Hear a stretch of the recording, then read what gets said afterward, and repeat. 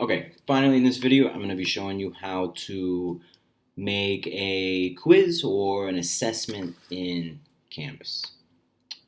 So once again, I am going to go into the module, and I'm again going to click this little plus sign, and rather than assignment, I'm going to add a quiz, new quiz. So let's say causes of World War II quiz. So once again, I need to click it to go in and actually edit it. So what I like to do when I do these is kind of in these details. I put the instructions as well as if I want to include, what the student should study. I do that here. So I'm going to put this quiz will be on the causes of World War II. Student should study the following. Maybe I'll make just a little bullet list here. Hitler's foreign policies, appeasement, maybe failure of the League of Nations, for example. So you can make this as extensive or not, how you like. Do make sure that you save those details. Fortunately, you kind of have to go back in and click edit again. But okay, now I've got my details there. Questions. So Canvas will let you do a variety of different types of questions. Get a new question. By default, you're going to get multiple choice, but you can do true false. You can do fill in the blanks. You can do fill in multiple blanks where you have a sentence and they have to fill in multiple things. You can have multiple answers, multiple drop downs. Have them choose from a list. You can do matching, where they'll have on one side a list of things, and then they have to select from a drop-down list the answers and put in numbers, formulas. You can also have them do essay or writing. Finally, you could have them upload an actual file, say that they've done it. Microsoft Word or something like that. We're going to look quickly at multiple choice. So maybe I can call this, what was Hitler's policy of living space called? I don't know. More room for Germans, make Germany bigger again.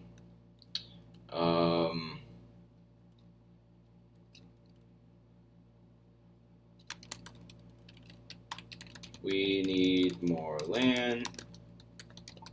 That's wrong. So once I put in my options, I just want to make sure I select which one, correct answer. I can, for example, say I only want 3 options. I can delete one. I can add as many as I'd like. Just make sure you choose that correct one. Now, one thing that is very important, if someone who learned this the hard way, is always make sure you hit this update question.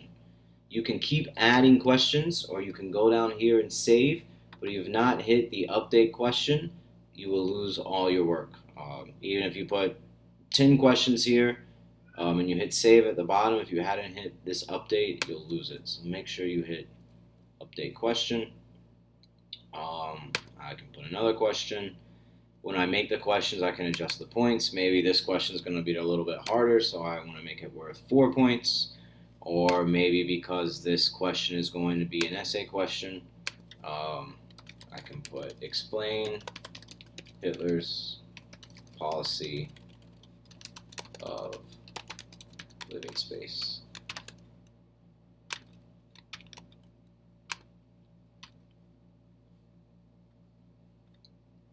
And so when the students do this, they'll actually have space there to write in their answer, and then you will be able to, when you assess it, assign the number of points that they earned out of, in this case, 4.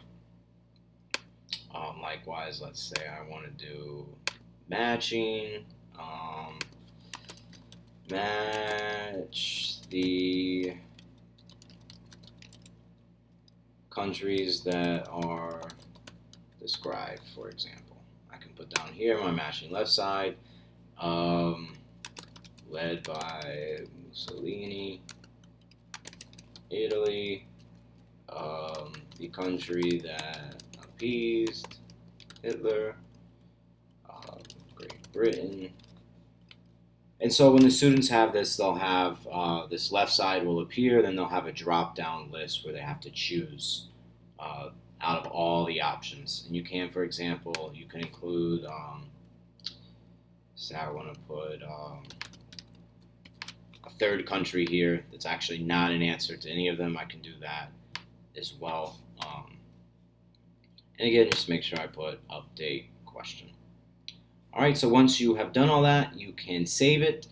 If you want to come back and edit it, or if you've got it all ready and you want the students to go ahead and see it, you can go to save and publish.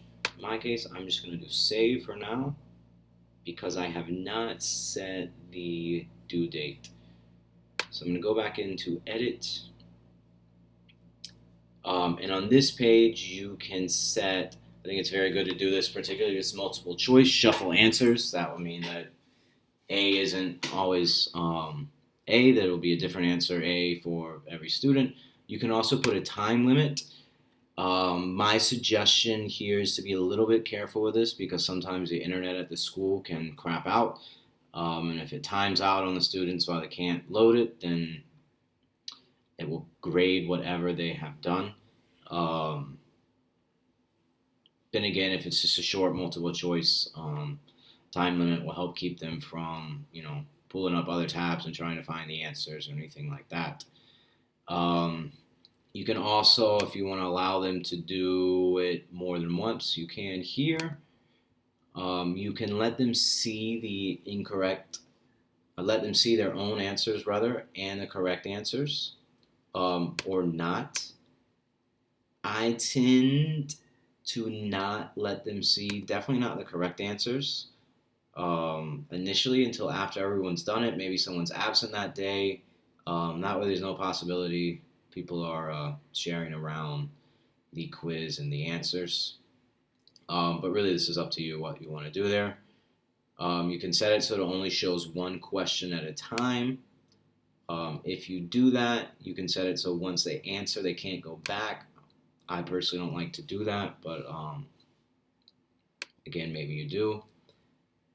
And again, down here, assign, so make sure that you put a due date. So I'm going to make this on Tuesday, January 21st, for example. I like to put in the time of the end of that class. So maybe I have this class and it ends at 8:45 a.m. And then if any student, for example, completes the quiz after that time, you'll see that it was late. It will not block them from entering it. But at least that way you'll know it was late. This is very useful, particularly if it's an in-class quiz. I like to make it the same day and just make it at the start of that class. This will prevent the students from entering the quiz beforehand, rather by accident or not. I highly recommend doing it because students might go in by accident or again not by accident at home and then click out. And in theory, they could have seen all the questions, but then Canvas won't let them take the quiz again that day in class. Likewise, if you want to block students from doing it after the due date or after a certain date, you can do that as well. All right, so now I've got all that, and I'm going to save and publish. And this will automatically appear in the students' calendars as well, as long as you have set the due date there. All right, so that is how you do a quiz in Canvas. If you make it multiple choice and matching, for example, it will automatically assess it for you. So it can save you a bit of time if you're going to do those types of quizzes or those types of assessments. Likewise, if you do something more that's short answer or writing or essay, you can have them do it here, and then you can go in. This is called SpeedGrader. And in this case, no one's actually done it, so nothing shows up here. But for each student, it will show their work. And for example, if you have that written question, you can assign the number of points for it. So there you go. That's how you make a quiz.